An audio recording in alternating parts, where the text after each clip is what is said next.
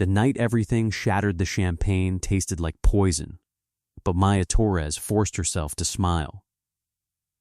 She stood at the edge of the rooftop bar in Manhattan, her emerald dress catching the city lights, watching her fiancé Marcus Donovan across the crowded party.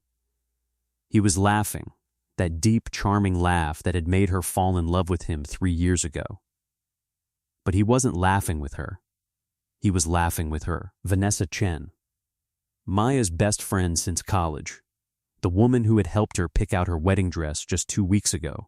And Marcus's hand was on Vanessa's lower back in a way that friends definitely didn't touch. Maya's phone buzzed. An unknown number. She almost ignored it, but something made her look. What she saw made her heart stop. A video. 47 seconds that destroyed her entire world. Marcus and Vanessa in a hotel room. Not just kissing, not just an affair. They were laughing about her. She has no idea. Vanessa's voice echoed through the speaker Maya pressed against her ear, moving away from the crowd. God, Marcus, how do you even pretend with her? Marcus's response was worse. It's not that hard, babe. Maya's so desperate to believe in fairy tales, she sees what she wants to see. 3 more months, and the trust fund unlocks. Then, we're done. The phone slipped from Maya's trembling fingers, clattering against the stone floor. Someone picked it up, a tall man in a dark suit she'd never seen before. His eyes were the color of storm clouds, intense and knowing. You should watch where you drop things, he said, his voice rough like gravel and whiskey. Especially evidence. Maya looked up at him, tears burning behind her eyes but refusing to fall. Not here. Not in front of these people. Who are you? Someone who knows what betrayal looks like. He handed her the phone, but his fingers lingered for a moment against hers. And someone who believes in making people pay for it. The stranger's offer, his name was Dante Moretti. She learned this in the elevator going down, after she'd fled the rooftop without a word to Marcus or anyone else. Dante had followed her, not aggressively, but with a purposeful stride that suggested he'd been watching her all night. I'm a corporate investigator, he explained as the elevator descended through 40 floors of glass and steel.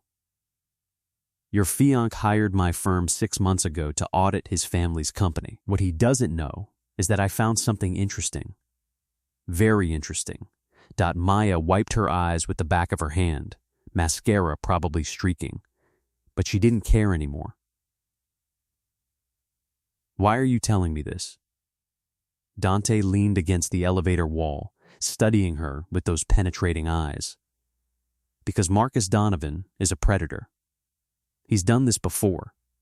3 times, actually. Finds women with money, gets engaged, bleeds them dry, then disappears. Only this time, he picked the wrong woman's best friend to conspire with. The elevator doors opened to the marble lobby. Dante stepped out, then turned back. I can help you, Maya. I can help you take everything from him. His reputation, his money, his future. But you have to trust me, and you have to be willing to play the long game. She should have walked away. Every rational instinct told her to report the video to someone, call off the wedding, cut her losses. But standing there in that lobby, her entire world reduced to ashes, Maya felt something else rising through the devastation. Not just hurt. Not just heartbreak. Rage. What do you need me to do? She asked. Dante's lips curved into a smile that was equal parts dangerous and beautiful. Keep pretending. Keep planning the wedding. And let me show you how to destroy someone from the inside out. The game begins. Maya went back upstairs. She fixed her makeup in the bathroom, reapplied her lipstick with hands that no longer shook, and walked back onto that rooftop like nothing had happened. Marcus found her immediately, concern creasing his handsome face, the face she'd imagined growing old with. Baby, where did you go? I was worried. She smiled, the same adoring smile she'd given him 1,000 times. Only now it felt like a mask. A weapon. Just needed some air. It's so crowded up here. He pulled her close, kissing her forehead.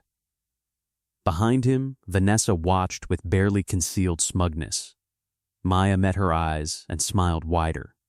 Vanessa, that dress is stunning on you. We should definitely go shopping again before the wedding.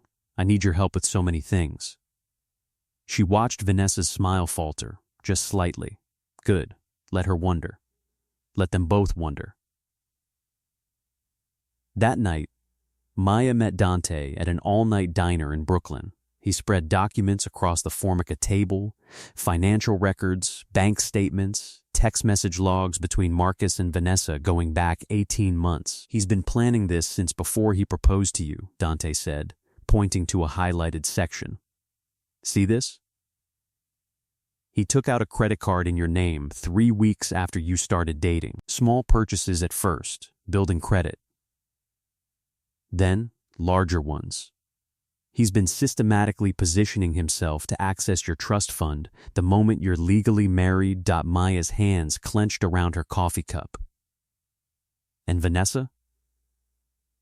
She gets 20%. They have a contract.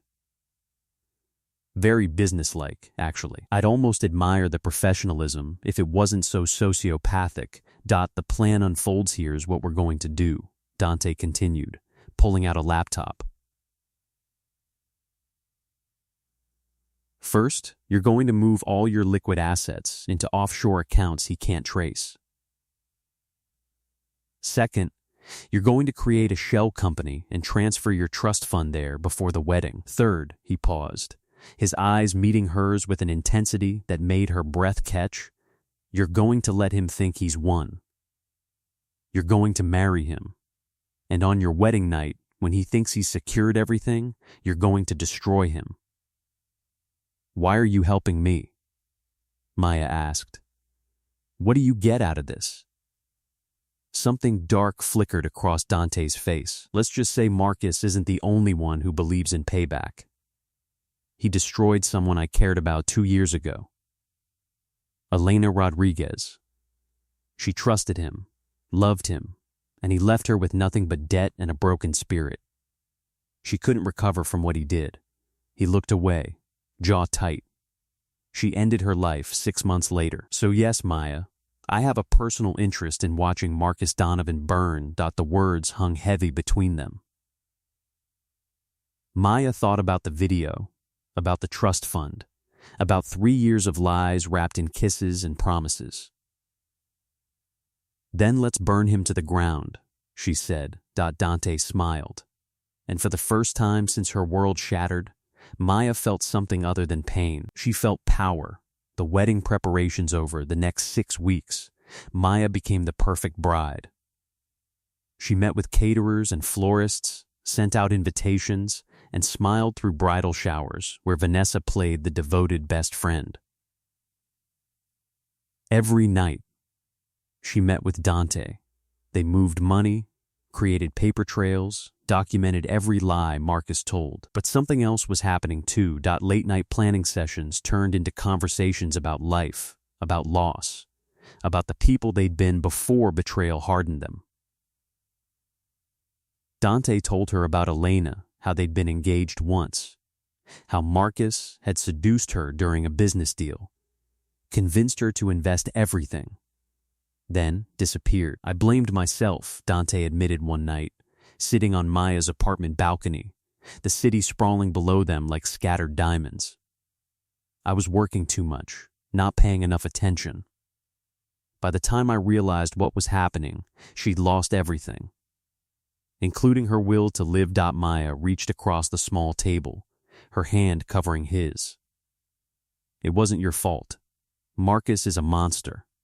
Vanessa is a monster. They prey on good people. Dante's fingers intertwined with hers, and the touch sent electricity up her arm. You're not broken, Maya. You're dangerous. There's a difference. She looked at him. Really looked at him. Somewhere along the way, this had stopped being just about revenge. Somewhere between midnight coffee and shared pain, she'd started seeing Dante as more than her partner in destruction. She'd started seeing him as her salvation. The night before the wedding, Marcus took Maya to dinner at the most expensive restaurant in the city, the same place he'd proposed. "Tomorrow," he said, raising his champagne glass, "we begin forever." Maya clinked her glass against his, watching the bubbles rise. "Forever," she echoed, thinking about the offshore accounts, the shell companies, the divorce papers already drafted and waiting. Her phone buzzed. A text from Dante. "Everything is in place. Are you ready?" She texted back. "More than ready. Who's that?" Marcus asked, a hint of suspicion in his voice. "Just Vanessa," Maya lied smoothly, "making sure everything's perfect for tomorrow." Marcus relaxed, his predatory instincts satisfied. "She's been such a good friend to you. We should do something nice for her after the honeymoon. Maybe help her with that business loan she's been stressing about?" Maya's smile didn't waver. "That's so thoughtful of you, baby. You're such a good man." The lies tasted like victory that night. Alone in her apartment, Maya stood at her window watching the city lights. Tomorrow she would walk down an aisle covered in white roses. Tomorrow she would say "I do" to a man who planned to rob her blind. Tomorrow she would become Mrs. Marcus Donovan for exactly 48 hours. And then she would destroy him so completely he'd wish he'd never learned her name. Her phone rang. "Dante, having second thoughts?" he asked. "Not even close," Maya said. "But I need you to promise me something. Anything. When this is over, when Marcus and Vanessa are drowning in the wreckage we're about to create, promise me we'll figure out what comes next. For us." The silence on the other end lasted 3 heartbeats. "Then, I promise. But Maya, there's something you need to know. Something I found today that changes everything." Her heart stopped. "What?" "Marcus isn't working alone. There's a 4th person involved. Someone who's been feeding him information about your family's business. Someone with access to your father's company. And when you find out who it is tomorrow, it's going to break you. Who is the secret betrayer? Find out in part 2. Part 2. Heartbreak and Revenge. The wedding day. Revelation. Maya's hands trembled as she held her phone in the bridal suite, surrounded by bridesmaids fussing with flowers and champagne. Dante's text glowed on the screen. "The 4th person is your father's CFO. Check your email. The proof will destroy you." She locked herself in the bathroom, scrolling through the documents Dante had sent. Bank transfers, secret meetings. And then she saw the signature on the partnership agreement with Marcus. The signature that made her stomach drop through the floor. Richard Torres. Her father. Maya clutched the marble sink, bile rising in her throat. Her own father had helped Marcus plan this, had signed documents approving the transfer of her trust fund, had attended dinners with Marcus and some unnamed business partner discussing their daughter's future like she was a stock option. The bathroom door rattled. "Maya? Honey, you okay?" Her mother's voice, concerned and innocent. Her mother knew nothing. Her mother had spent $40,000 on this wedding, tears of joy streaming down her face every time she talked about her daughter marrying such a wonderful man. Maya splashed water on her face, careful not to smudge her makeup. When she opened the door, she was smiling. "Just nervous," she said. "Good nervous. The best nervous." Her mother hugged her, smelling of Chanel perfume and maternal pride. "You're going to be so happy, sweetie. Marcus is everything we hoped for you. Everything you hoped for," Maya thought bitterly. Everything Dad hoped he could profit from. Walking down the aisle of Lisa Church was magnificent. 300 guests, white roses climbing every pillar, a string quartet playing Pachelbel's canon. Maya walked down that endless aisle on her father's arm, her dress weighing 20 pounds, her smile weighing 1,000.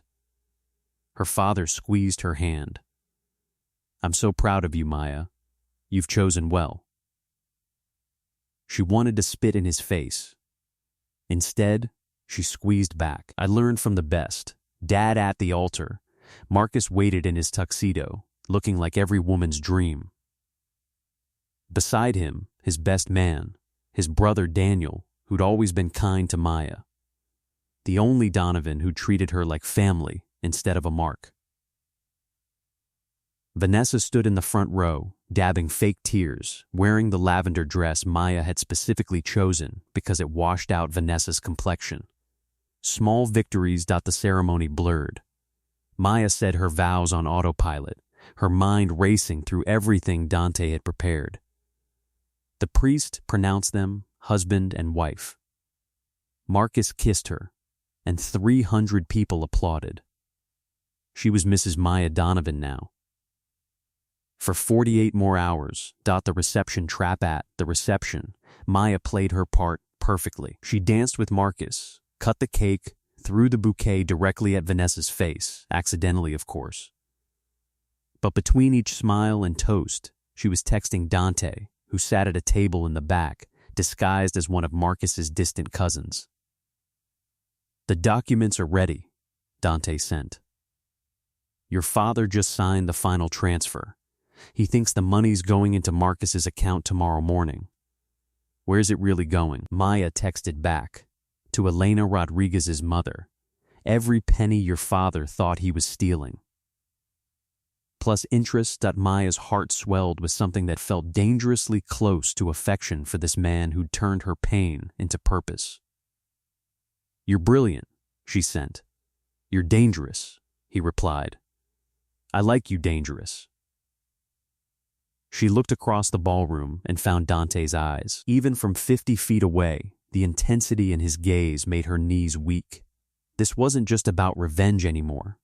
This was about reclaiming herself, and maybe finding something real in the wreckage. The honeymoon suite confrontation. Marcus carried Maya over the threshold of their honeymoon suite at the Plaza Hotel, laughing, kissing her neck. Finally, he breathed. "Finally, you're mine." Not quite, Maya thought. She poured champagne, waiting for Marcus to check his phone, which he did compulsively, always waiting for some message from Vanessa or her father or whoever else was part of this conspiracy. His face went pale. "What's wrong, honey?" Maya asked sweetly. "Nothing, just work thing." But his hands were shaking. Good. The first wave had hit. His accounts were frozen, not by Maya, by the FBI, following an anonymous tip about fraud, embezzlement, and identity theft. An investigation that would take months, but would immediately lock down everything he owned. Marcus excused himself to the bathroom, and Maya heard him making frantic phone calls. She opened her laptop, pulling up the live stream Dante had set up. In a hotel room 3 blocks away, Dante was sitting across from Vanessa, showing her documents, bank statements, recordings. Showing her that Marcus had been planning to betray her too, keep all the money, disappear to the Cayman Islands with a fake passport. Vanessa's face on the screen crumbled. "That bastard," she breathed, "after everything I did for him." Dante leaned forward. "He was using you, Vanessa, just like he used Maya, just like he used Elena Rodriguez before her. The only question is, do you want to go down with him, or do you want to save yourself?" The truth comes out. Marcus emerged from the bathroom, his charm fracturing. "We need to go. Now." "Something's wrong with the accounts." "What accounts, Marcus?" Maya asked, dropping the innocent act. "The ones you were planning to drain tomorrow morning? The trust fund you've been salivating over for 3 years?" He froze.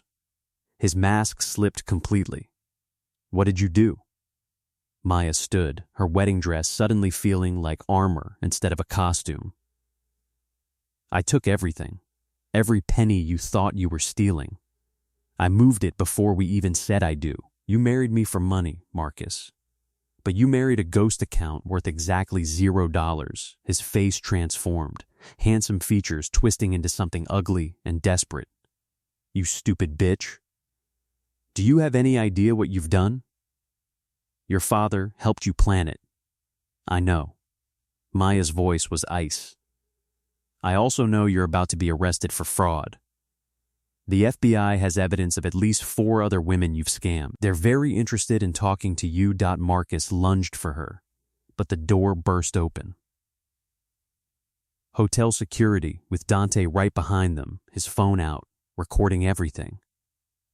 Touch her and you'll add assault to your charges, Dante said calmly. Vanessa's betrayal of the betrayer, the hotel room television, suddenly flickered on, showing a press conference. Vanessa Chen sat at a table beside a lawyer, mascara streaking her face, looking devastated and repentant. I was manipulated, Vanessa sobbed to the cameras. Marcus Donovan seduced me, convinced me to help him defraud my best friend. I thought he loved me. But I was just another victim. I'm cooperating fully with federal investigators. Maya felt a savage satisfaction watching it. Vanessa was selling out Marcus to save herself, exactly as Dante had predicted she would. No honor among thieves, Dante murmured beside Maya. Marcus collapsed onto the bed, his world imploding in real time. Your father? He spat at Maya. Your father was in on this. When this comes out, his company, his reputation, will be fine. Maya cut him off. Because unlike you, my father's cooperation agreement is already signed. He's testifying against you. He's liquidating assets to pay back everything he helped you steal. And he's resigning from his company effective tomorrow. She leaned down, getting close to Marcus's face one last time. You wanted to destroy me, Marcus. You wanted my money, my trust, my life. But all you did was teach me something valuable. The best revenge isn't getting even. It's winning so completely, your enemies are erased. The father's reckoning at midnight. Maya stood in her father's study, still wearing her wedding dress. Richard Torres sat behind his mahogany desk, looking 20 years older than he had that morning. I'm sorry, he whispered. Maya, I'm so sorry. I thought... He said it was an investment opportunity. I didn't realize until it was too late. You sold me out, Maya said quietly. Your own daughter. For what? For a percentage? For a business deal? Her father's tears were real, but Maya felt nothing. I'm going to pay it all back. Every penny. And I'm stepping down. Your mother doesn't know yet. I'll tell her tomorrow. The company will survive. I'll make sure of it. You'll make sure of it from a distance, Maya said, because you're never coming near me or Mom again. You'll support her financially, generously, but I'm done with you. Done pretending we're a family. Maya, please, the only reason you're not in handcuffs right now is because I protected you, Maya continued, her voice sharp as broken glass. I gave the FBI enough to crucify Marcus without dragging you through public trials. But that's the last thing I'll ever give you. She turned to leave, then paused. I hope it was worth it, Dad. I hope whatever Marcus promised you was worth losing your daughter. She walked out, leaving Richard Torres alone with his shame and his regrets. Dante's confession. Maya found Dante waiting in his car outside her father's house. She slid into the passenger seat, suddenly exhausted, the adrenaline draining away. It's done, she said. It's all done. Dante reached for her hand. How do you feel? Empty. Powerful. Broken. Victorious. All of it at once. She looked at him, this man who'd helped her become dangerous. Thank you. For everything. Maya, there's something I need to tell you. Dante's voice was careful, measured. Something I should have told you at the beginning. Her stomach dropped. What? Elena, the woman Marcus destroyed, the reason I wanted revenge. He paused, struggling with the words. She was my sister, not my fiancée.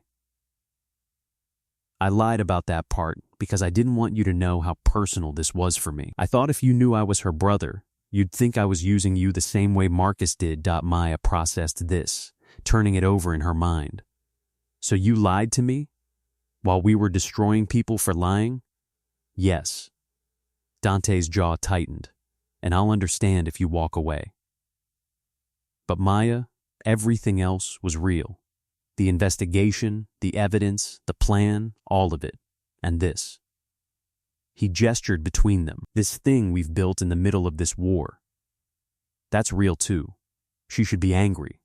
She should feel betrayed again. But all Maya felt was understanding. Your sister, she said softly. Does her mother know what we did? That we made Marcus pay for Elena? She knows. She cried for 3 hours. She said Elena can finally rest. Dante's voice broke slightly. She said to tell you thank. Maya leaned across the center console and kissed him. Not gently, not tentatively, but with the full force of everything she'd been holding back for 2 months. When they broke apart, she whispered, "Take me away from here. From this city. From these people. Take me somewhere we can figure out who we are when we're not plotting revenge." Dante started the engine. I know just the place. 6 months later, Maya stood on a beach in Costa Rica, watching the sunset paint the ocean gold and crimson. She'd sold her apartment, quit her job at her father's company, and disappeared. Her mother visited twice a month, slowly learning to forgive her husband, though Maya hadn't. Some betrayals were permanent. Marcus was serving 8 years for fraud. Vanessa had turned state's witness and disappeared into witness protection. Richard Torres was a shell of himself, running a small accounting firm and attending therapy 3 times a week. And Maya? Maya had used the money she'd saved to start a foundation for women victimized by financial fraud. Elena Rodriguez's name was on the building. Dante appeared on the beach behind her, barefoot in jeans and a white linen shirt, carrying 2 beers. "You're thinking too much," he said, handing her one. "I'm thinking about how much I've changed." She turned to him. "A year ago, I was planning a wedding.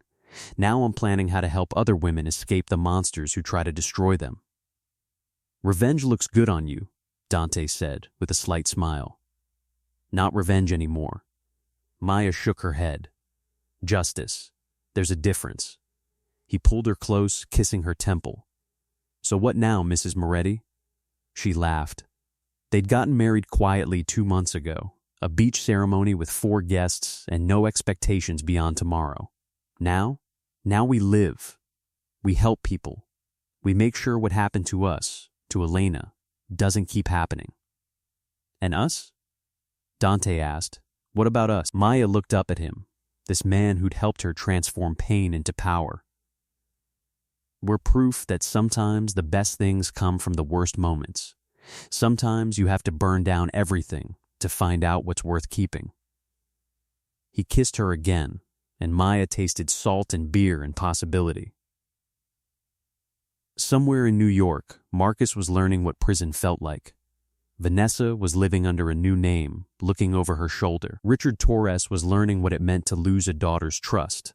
But here, on this beach, Maya was learning something else entirely. But the story isn't over. There's one more person who hasn't paid. One more secret that will change everything. Part 3 coming next. Part 3. The ultimate payback. The visitor from the past, Maya, was in her office at the foundation, reviewing grant applications, when her assistant knocked. "There's someone here to see you. She says it's urgent." "Who is it?" She wouldn't give her name, but she said to tell you she knew Marcus Donovan. Maya's blood ran cold. She'd spent 6 months building a new life, and now the past was knocking on her door. "Send her in." The woman who entered was in her 50s, expensively dressed, with the kind of poise that came from old money and older pain. She reminded Maya of someone, though she couldn't place it. Mrs. Moretti, the woman said, her voice cultured and controlled. Or should I call you Maya Torres? You've gone by both names recently. Who are you? Maya asked, standing. My name is Catherine Donovan. I'm Marcus's mother. The room seemed to tilt. I have nothing to say to you. Perhaps, but I have quite a lot to say to you. Catherine sat down without being invited, crossing her legs with practiced elegance. I know what my son did. I know what he tried to do. And I'm here because you didn't finish the job. The mother's confession, Maya, slowly sat back down, her mind racing. What are you talking about? Catherine opened an expensive leather bag and pulled out a file. Marcus is in prison. 8 years, eligible for parole in 4. Vanessa Chen disappeared. Your father lost his company. But there's one person who walked away untouched. She slid the file across the desk. Maya opened it with trembling hands. The documents inside made her stomach turn. Bank accounts, property deeds, business partnerships, all in the name of Catherine Donovan. You, Maya breathed. You were the silent partner. You funded everything. I created the monster, Catherine said, her voice eerily calm. When Marcus was 12, his father died and left me nothing. Everything went to the company, to distant relatives, to charity. I was cast aside, and I swore my son would never be powerless like that. So I taught him how to hunt, how to identify weak targets, how to exploit people's trust. Maya felt sick. You're confessing to me? Why? Because I'm dying, Catherine said simply. Pancreatic cancer, stage 4. I have maybe 4 months, and before I go, I want you to know that everything he became, I made him. Every woman he destroyed, I helped him target. Including Elena Rodriguez. The name dropped like a bomb. Maya's hands clenched into fists. You knew about Elena? I suggested her. Catherine's lips curved into something that wasn't quite a smile. Dante Moretti's sister was perfect, vulnerable after a divorce, financially naive, emotionally desperate. Marcus followed my playbook exactly. We made $500,000 from her before she couldn't take it anymore. Dante's rage. Maya's phone buzzed. A text from Dante. Where are you? We need to talk. Now. She looked at Catherine. Does Dante know you're here? Not yet. But he will. That's why I came to you first. Catherine leaned forward, and Maya saw something desperate in her eyes. I'm not here for forgiveness, Maya. I'm here because I want you to finish what you started. I want you to destroy me the way you destroyed my son. I want to pay for what I created. Before Maya could respond, the office door slammed open. Dante stood there, his face white with fury. You, he snarled at Catherine.